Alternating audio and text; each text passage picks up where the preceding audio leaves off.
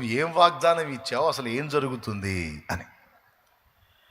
కానీ ఒక్కటి గుర్తుపెట్టుకోవాలి, మాట ఇచ్చినోడు మాత్రం దేవుడు అన్న సంగతి మర్చిపోకూడదు మనం. ఫర్ ఎగ్జాంపుల్, మనం బోల్డెన్ సార్లు విన్న బైబిల్లో యోసేపు లైఫ్. యోసేపుకి చిన్న ప్రాయంలో ఉన్నప్పుడే దేవుడు దర్శనాలు ఇచ్చాడు, కళలు ఇచ్చాడు.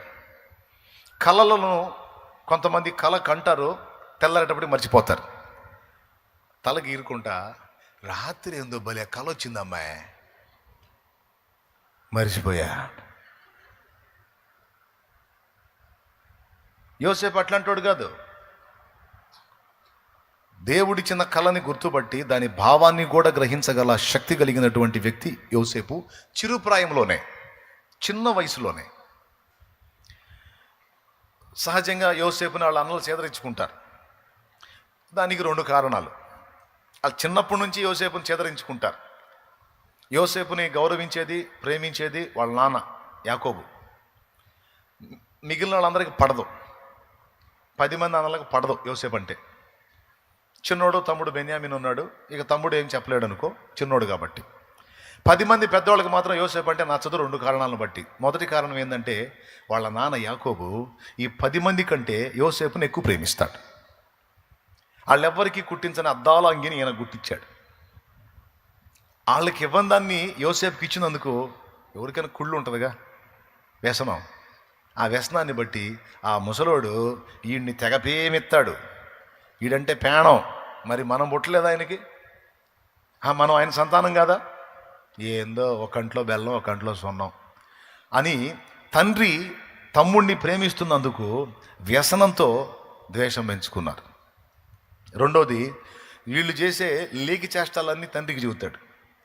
పెద్దన్న ఎట్లా చేశాడు, చిన్నన్న ఎట్లా చేశాడు, మూడోవాడు ఎట్లా చేశాడు, నాలుగోవాడు ఎట్లా చేశాడు, వాళ్ళు పొలంలో ఏం చేసినా కేసులన్నీ రాసుకొని తీసుకొచ్చి ఇక్కడ తండ్రికి చెప్తూ ఉంటాడు. ఈ కారణాన్ని బట్టి చిన్నప్పటి నుంచి కూడా యోసేపు అంటే అన్నలకి నచ్చదు, ఒక రకమైన యావగింపు. అందుకే అతన్ని ద్వేషిస్తా, తిరస్కరిస్తా, తృణీకరిస్తా ఉండేవాళ్ళు. నాకు తెలిసి యోసేపుకు బహుశా దిగులు వచ్చి ఉండాలి. యాకోబు దేవుని భక్తుడు గనక, తన తండ్రితో ఎక్కువ సహవాసంలో ఉంటాడు గనక యోసేపు తను కూడా దేవుణ్ణి అడిగి ఉండాలి, ప్రశ్నించి ఉండాలి. దేవా, ఎందుకయ్యా మా అన్నోళ్ళకి నేనంటే అంత ద్వేషం? ఎందుకయ్యా నన్ను పురుగును చూసినట్టు చూస్తారు, శత్రువుని చూసినట్టు చూస్తారు?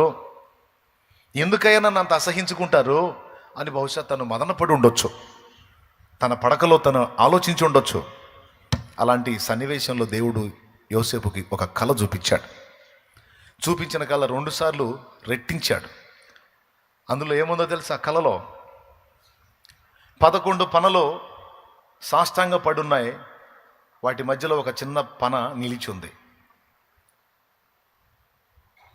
తెల్లారి ఆ కళ వచ్చిన తర్వాత కూర్చొని ఆలోచించుకున్నాడు. దేవుడు మాట్లాడుతున్నాడు యోసేపుతో, అన్నలు నన్ను అసహించుకుంటున్నారు, అన్నలు నన్ను ద్వేషిస్తున్నారు, అన్నలు నన్ను తిరస్కరిస్తున్నారని ఫీల్ అవుతున్నావు కదా, నీ అన్నలు నీ ముందు సాగిలపడేటట్టు నేను చేస్తాను.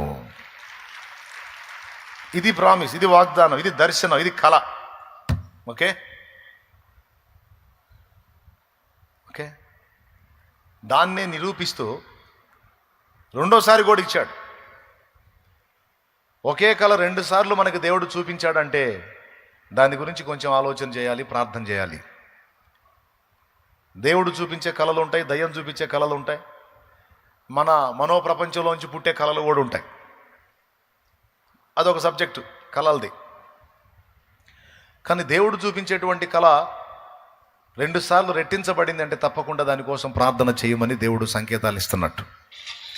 మీరు గమనించండి, యోసేపు కళ 2 టైమ్స్ వచ్చింది.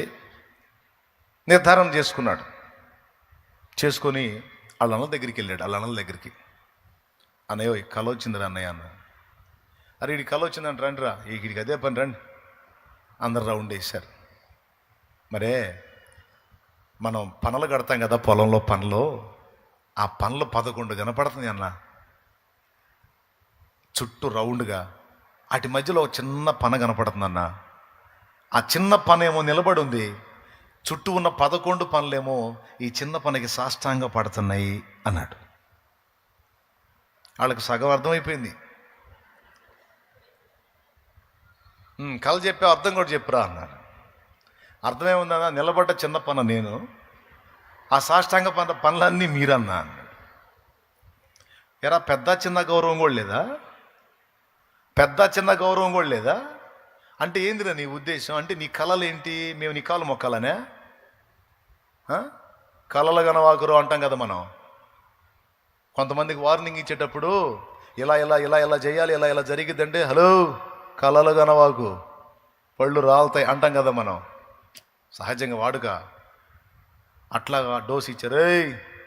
కళలు కనటం మానేరా, అవి కళ్ళలు రాయి జరగవు అన్నా.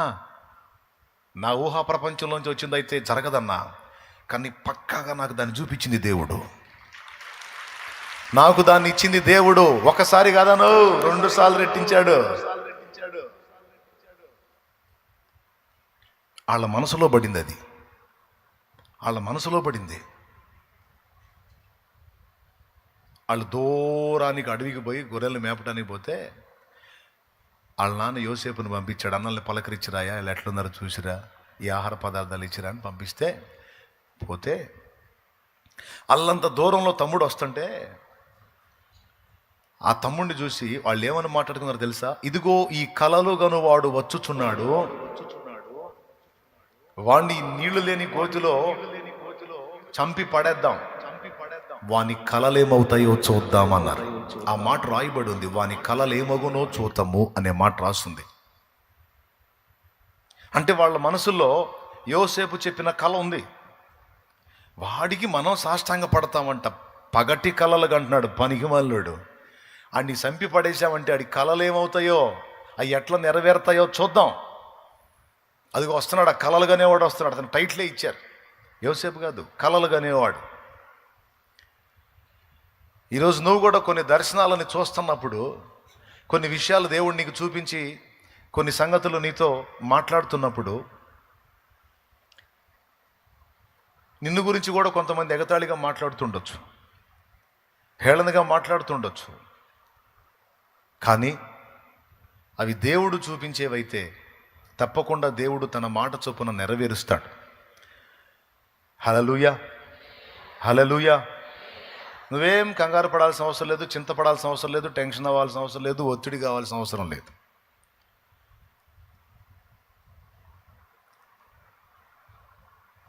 కానీ పరిస్థితి చూడండి మీరు. యోసేపుకు వచ్చిన కళ వేరు, యోసేపుకు జరుగుతున్న పరిస్థితులు వేరు.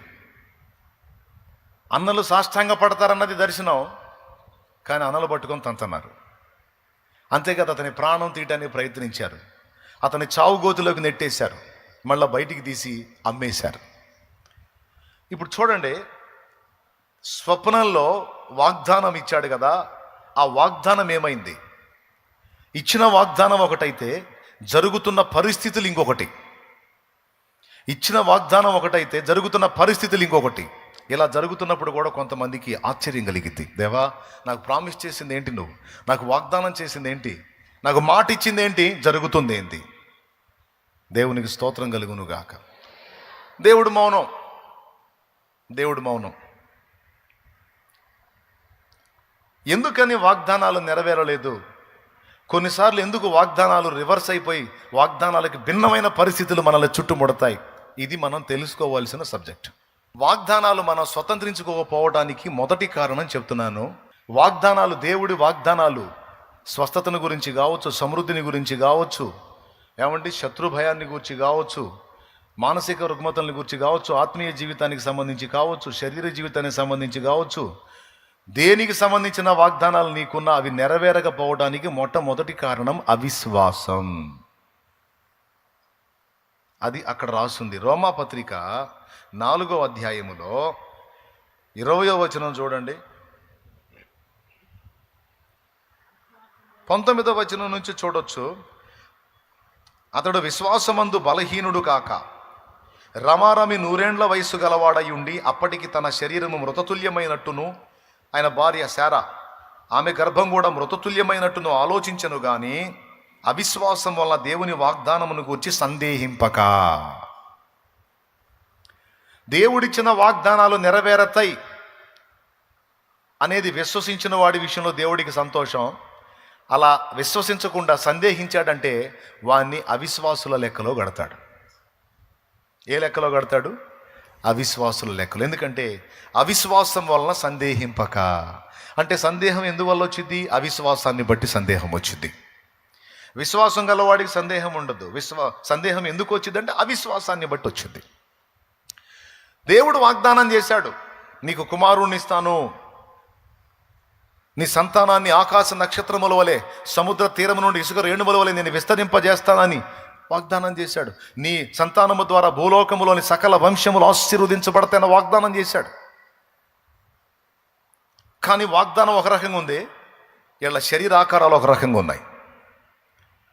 వీళ్ళ శరీరాల పరిస్థితి చూస్తే సంతానాన్ని కనేటట్లేదు. వీళ్ళు కాటికి పోయేటట్టు వీళ్ళ శరీర స్థితి మృతతుల్యమైనట్టు, అంటే మరణకరమైన స్థితికి ఉన్నట్టు. అబ్రహాము తన్ను చూసుకొని అలానే అనుకున్నాడట, తన భార్య అయిన శారాను చూసుకొని కూడా అలా అనుకున్నాడట. ఆమె మరణానికి చేరువయ్యేటువంటి వయసు వచ్చేసింది, నేను మరణానికి చేరువయ్యే వయసు వచ్చింది, మా శరీరాలు మృతతుల్యమైపోయి ఉన్నట్లుంది కదా, ఈ శరీరాలతో పిల్లల్ని మేము ఎట్లా కనగలం, మాకు సంతానం ఎలా కలుగుతుంది, ఆమెకు స్త్రీ ధర్మం నిలిచిపోయింది,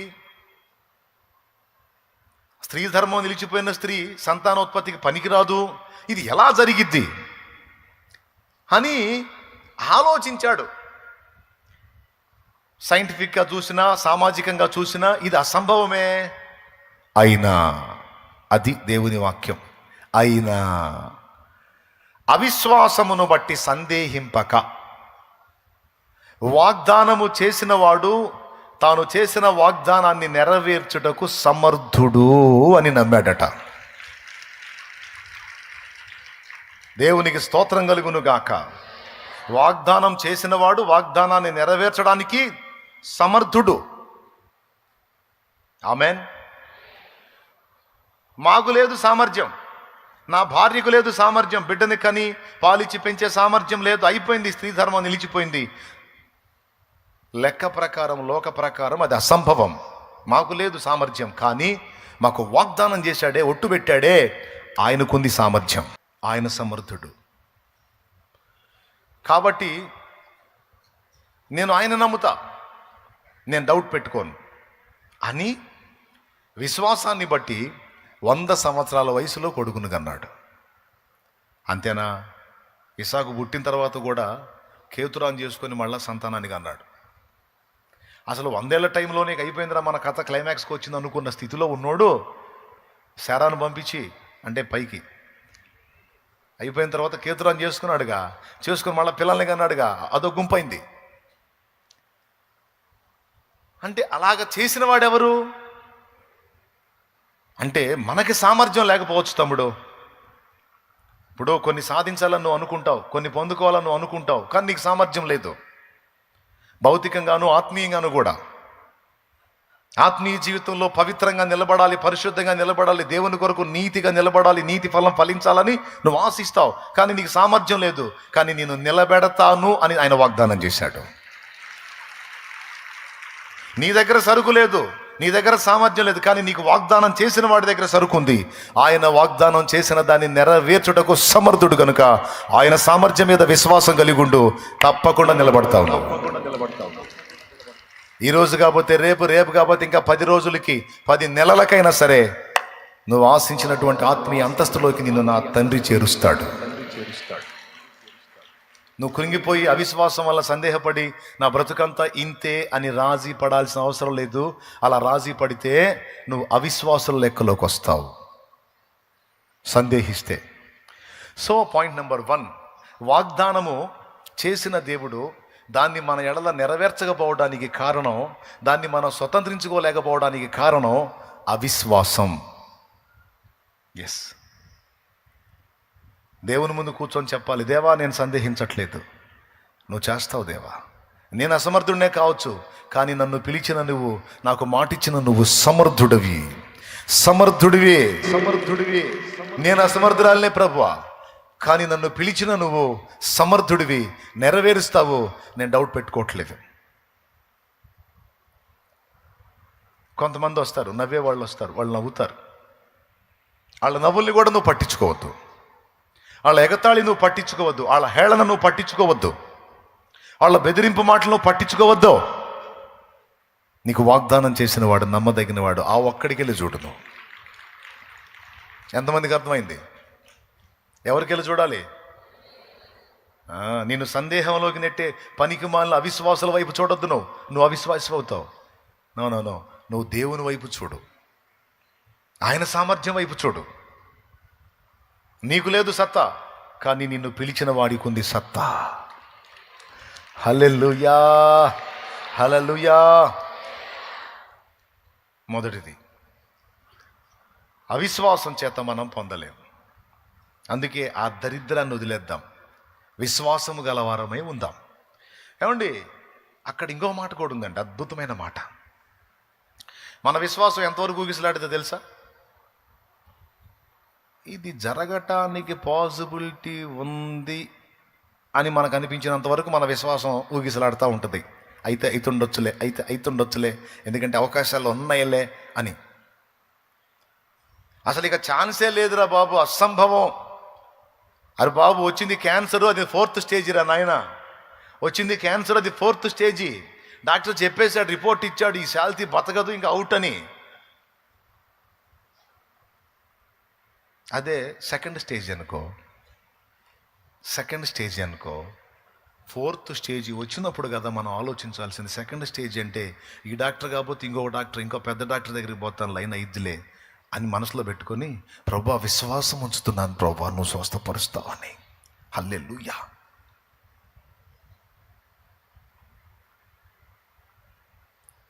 నేను చెప్పింది ఎంతమందికి అర్థమైంది? నిజంగా అర్థమైందా? ఇలాగ మనకు అవకాశాలు ఉన్నప్పుడు మన విశ్వాసం ఉంచటం మామూలు విషయం. కానీ అబ్రహాము స్పెషల్ ఏంటో తెలుసా? నిరీక్షణకు ఆధారమే లేనప్పుడు దేవుణ్ణి నమ్మాడట. అంటే విశ్వసించడానికి, ఎదురు చూడటానికి, నిరీక్షించడానికి అసలు ఛాన్సే లేకపోయినా దేవుణ్ణి నమ్మి ఎదురు చూశాడంట. అది అసాధారణ విశ్వాసం. ఛాన్సెస్ ఉన్నప్పుడు కొద్దో గొప్ప, ఫర్ ఎగ్జాంపుల్ అప్పులైనాయి, తట్టడప్పులు అయినాయి, ఎటో పక్క ఎవడో కూడా కదిలి మనకు హెల్ప్ చేసే ఛాన్స్ ఉందనుకో, మన విశ్వాసం కొంచెం ఊగిసలాడుతూ ఉంటుంది. ఎందుకంటే అటు పక్క నుంచి మనకు వచ్చే ఛాన్స్ ఉందిలే, అడిగితాను అన్నాడు కదా, అడిగితీటికి అన్నిటికీ అడ్డం పెట్టేయచ్చు. దేవునికి స్తోత్రం, ప్రభువా సాయం చేయి అంటాం అటు పక్క ఆఫర్ను పెట్టుకొని. కానీ ఒరిజినల్ విశ్వాసం, పవర్ఫుల్ విశ్వాసం ఏంటో తెలుసా? మనకి ఇచ్చేవాడు ఎవడు లేడు, అందరికీ మనమే ఇవ్వాలి. మనకి ఎటు రూపాయి వచ్చే మార్గం లేదు, పొర్రపాటును కూడా ఒక్కడు కూడా రూపాయి ఇచ్చే ఛాన్స్ లేదు మనకి. అలాంటి స్థితిలో ఉండి కూడా ఎటు పక్క నాకు రూపాయి వచ్చే ఛాన్స్ లేదు, కానీ నా అప్పులన్నీ తీర్చుటకు నా దేవుడు సమర్థుడు, నేను నమ్ముతున్నా. నిరీక్షించడానికి ఏ ఆధారము లేనప్పుడు నమ్ముటయే నిజ విశ్వాసం. కొద్దో గొప్ప ఛాన్సులు ఉన్నప్పుడు విశ్వసించడం, అది దానికి 50 మార్కులే పడతాయి, 50 మార్కులే పడతాయి. ఆఫర్లను చూసుకొని, అవకాశాలు చూసుకొని విశ్వాసం ఉంచుతున్నానంటే దానికి 50-40 మార్కులే పడతాయి. అసలు నిరీక్షణకు ఆధారమే లేనప్పుడు మనం నమ్ముతాం చూడు, దేవుణ్ణి విశ్వసిస్తాం చూడు, దానికి 100 మార్కులు పడతాయి. అది నిజ విశ్వాసం, ఒరిజినల్. ఆ మాట ఉంది, చదువు ఒక్కసారి. 18వ వచనం. నీ సంతానము ఇలాగ ఉండునని చెప్పిన దాన్ని బట్టి తననేక జనములకు తండ్రి అగునట్లు నిరీక్షణకు ఆధారము లేనప్పుడు అతడు నిరీక్షణ కలిగి నమ్మెను. నిరీక్షణకు అసలు ఆధారమే లేదట. 4th స్టేజ్ అన్నప్పుడు ఇక ఆధారం ఉంటుందా? క్యాన్సర్ వచ్చింది, అది 4th స్టేజ్ అన్నప్పుడు ఇంకా ఇక నిరీక్షణ ఉంటుందా? ఆ మంచంలో వండుకొని వచ్చిన వాళ్ళందరినీ చూస్తా, మన వాళ్ళు ఉంటారు కదా, సుబ్బారావు వచ్చాడు,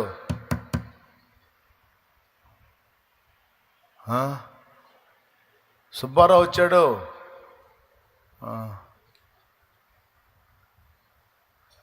ఏంది వెంకట్రావు, ఏంది పరిస్థితి?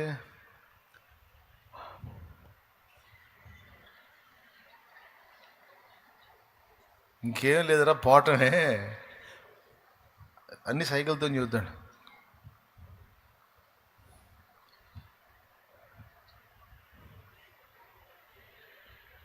ఫోర్త్ స్టేజ్ ఇక పోవటమే అంటే నిరీక్షణకి ఆధారమే కానీ నిజమైన విశ్వాసం గలవారు ఏమంటారో తెలుసా? ఆ కండిషన్లో ఉండి కూడా, ఆ కండిషన్ నేను చెప్తున్నాను, రోగం అంటే ఎవరికైనా భయమేనండి. మీరు అంటున్నారు, మీకు వస్తే ఉంటుంది. అప్పుడు మీకు రావద్దులే, పొరపాటును కూడా రావద్దు. మీకు రావద్దు, నాకు రావద్దు, ఎవరికి రావద్దు. దేవునికి స్తోత్రం. ఆ వచ్చిన వాళ్ళ ఫీలింగ్ అర్థం కావాలంటే కాస్త కూస్తో మనకి ఏదో ఒక విధమైన శోధన, ఏదో ఒక బాధ మనకు వచ్చిన అనుభవం ఉంటే, పొందిన అనుభవం ఉంటే మనకు అర్థమైద్ది వాళ్ళ బాధ. అనుభవం లేని వాళ్ళు ఇగిలిస్తారు, సగిలిస్తారు. వచ్చిన వాళ్ళకి అర్థమైద్ది. వాళ్ళు కూడా అదే అనుకుంటారు. పేషెంట్లు బెడ్ మీద పండుకొని వచ్చిన వాళ్ళల్లా చూసి, నా బాధ వీడికి వస్తే అర్థమైద్ది అని. దేవునికి స్తోత్రం. హల్లెలూయా. నిరీక్షణకు అసలు ఆధారమే లేనప్పుడు, ఛాన్సే లేనప్పుడు, ఏ కోశానా కూడా, ఏ డాక్టర్ కాదు, ఇక అమెరికా పోయి చేయించుకున్నా కూడా ఛాన్స్ లేదు అన్న పరిస్థితి వచ్చినా కూడా, దేవుని యందలి స్థిర విశ్వాసం, నిజ విశ్వాసం కలిగిన వాళ్ళు ఒక జబ్బు విషయంలోనే కాదు, డబ్బు విషయంలోనే కాదు, దేని విషయంలోనైనా వాళ్ళ విశ్వాసం ఎంత దృఢంగా ఉంటుందంటే, ఇది నా వల్ల కాదు, ఏ వైద్యుడి వల్ల కాదు, అయినా నాకు పరమ వైద్యుడు ఉన్నాడు, ఆయన దీని నుండి నన్ను విడిపించి స్వస్థపరచగలడు అని మాట్లాడతారు. అది నమ్ముతారు. భర్త బలహీనుడై ఉంటే భార్య అలాంటి విశ్వాసం కలిగిందైతే భర్తకు అదే మాట చెప్పింది, భయపడొద్దు, నాకు డౌట్ లేదు, నాకు సందేహం లేదు, నువ్వు కూడా సందేహించొద్దు. సందేహిస్తే దేవుని శక్తి మనం పొందలేం. విశ్వాసం ఉంచు, నేను కూడా ఉంచుతున్నా. నా ప్రభు నిన్ను లేపుతాడు, నా ప్రభు మనల్ని విడిపిస్తాడు, నా ప్రభు మనల్ని బంధకాల్లోంచి విడిపిస్తాడు, నా ప్రభు స్వస్థపరుస్తాడు, నా ప్రభు మన ఆర్థిక దరిద్రతని తొలగిస్తాడు. ఒక్క ఈ రెండు విషయాలు కాదు, ప్రతి విషయంలో, విశ్వాస విషయంలో బలవంతులైన వాళ్ళ. నేను చెప్తున్నా, శారీరకంగా నువ్వు బలహీనుడిగా ఉండొచ్చు, ఆర్థికంగా నువ్వు బలహీనుడిగా ఉండొచ్చు, ఉద్యోగం సద్యోగం లేని స్థితిలో బలహీనుడిగా ఉండొచ్చు, అప్పుల పాలే బలహీనుడిగా ఉండొచ్చు, ఆత్మీయ జీవితంలో పడతా లెగుస్తా, స్పిరిచువల్ లైఫ్లో నువ్వు బలహీనురాలుగా ఉండి ఉండొచ్చు. అవి ఏ విధమైన బలహీనతలైనా నువ్వు కలిగి ఉండొచ్చు. కానీ ఒక్క విషయంలో నువ్వు బలహీనుడు కావద్దు, అదేంటంటే విశ్వాస విషయంలో బలహీనుడు కావద్దు. ఆ మాట అక్కడ చెప్పాడు. ఆయన మృతతుల్యమైన శరీర విషయంలో బలహీనుడే, కానీ విశ్వాసమందు బలహీనుడు కాక. విశ్వాసమందు బలహీనుడు కాలేదట. విశ్వాసమందు బలహీనుడు కాల, ఆయన గాల, వాళ్ళ ఆవిడ గాల. శరీరరీత్యా చూస్తేనే బలహీనులే, కానీ శరీరరీత్యా బలహీనులు కావచ్చు, కానీ విశ్వాస విషయంలో మన బలహీనలు కావద్దు. అవిశ్వాసము చేత దేవుని వాగ్దానాన్ని సందేహించినట్లయితే మనం పొందలేం. నువ్వు వేసిన మిరపచేను మొత్తం పోయింది, మాట వరకు చెబుతున్నా పెద్దోడా, వేసిన మిరపచేను మొత్తం పోయింది, గుట్టగొట్టలాడుతుంది, అవుట్, క్లైమాక్స్, అసలు కూడా తేలేటట్లు లేదు. అయినా నువ్వు పొలం నిలబడి అనాల్సిన మాట ఏం తెలుసా? నా దేవుడు ఈ పూర్తిగా మూడైపోయిన దీనిలో నుండి నాకు కావాల్సిందంత రప్పించగల సమర్థుడు. పోయింది అంతా పోయింది అనుకున్న దానిలో నుండి నాకు కావాల్సిందంత రప్పించగల సమర్థుడు అనే దమ్ము, అనే విశ్వాసం, అనే నమ్మకం, అనే నిశ్చయత ఎంతమందికి ఉందో వాళ్ళు తప్పకుండా ఆశీర్వదించబడతారు, తప్పకుండా పొందుతారు దేవుని. ఎందుకంటే అబ్రహాం పొందాడు. ఆయనే లెక్క పెట్టలేనంత సంతానాన్ని నిజంగానే పొందాడా, పొందలేదా? దేన్ని బట్టి పొందాడు? దేవుడిచ్చిన ప్రామిస్ నెరవేరిందా, నెరవేరలేదా? దేన్ని బట్టి? దేవునికి స్తోత్రం కలుగునుగాక. అయిపోయింది.